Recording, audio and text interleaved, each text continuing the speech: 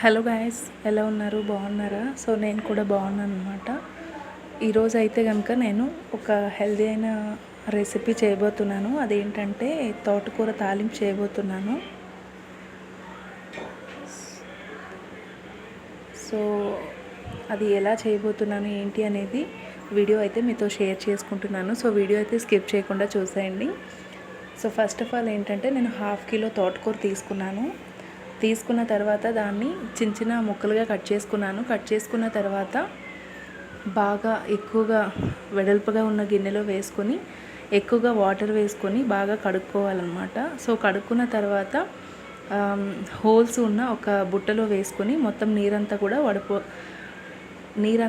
వడపోసుకోవాలి. So ఇప్పుడైతే ముందుగా stove on చేసి కడాయి పెట్టుకొని కడాయిలో 2 స్పూన్స్ వరకు ఆయిల్ వేసుకొని ఆయిల్ బాగా హీట్ అయిన తర్వాత ఒక 5-6 దంచిన వెల్లుల్లి రెబ్బలు, అలాగే కొంచెం జీలకర్ర అండ్ అలాగే ఒక 3 ఎండుమిర్చీలు వేసుకోవాలి. సో వేసుకున్న తర్వాత బాగా కలుపుకుంటూ వేపుకోవాలి.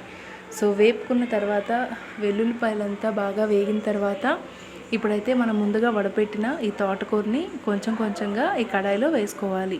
వేసుకున్న తర్వాత ఇందులోనే రుచికి సరిపడా ఉప్పు, అలాగే కొద్దిగా పసుపు వేసుకుని మొత్తం అంతా కూడా కలిపేసుకోవాలి. కలుపుకున్న తర్వాత మూత పెట్టుకుని మంటని మీడియం ఫ్లేమ్లో పెట్టి ఒక 10 నిమిషాల పాటు ఆకుకూర అంతా కూడా బాగా మగ్గనివ్వాలి. సో ఆల్రెడీ ఇందులో చాలా వాటర్ ఉంటుందన్నమాట. వాటర్తోనే ఆకుకూర అంతా కూడా బాగా బాయిల్ అయ్యి కూడా వేగుతుందన్నమాట. సో మధ్యన ఒక 2-3 టైమ్స్ ఇలా మూత తీసి ఇంత కలుపుకోవాలి. సో కలుపుకున్న తర్వాత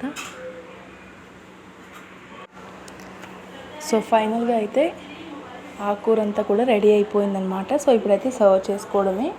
సో వీడియో కనుక నచ్చినట్లయితే ప్లీజ్ లైక్ చేయండి అండ్ అలాగే కామెంట్ చేయండి అండ్ అలాగే నా ఛానల్ని సపోర్ట్ చేసి సబ్స్క్రైబ్ చేసుకోండి. Thank you for watching.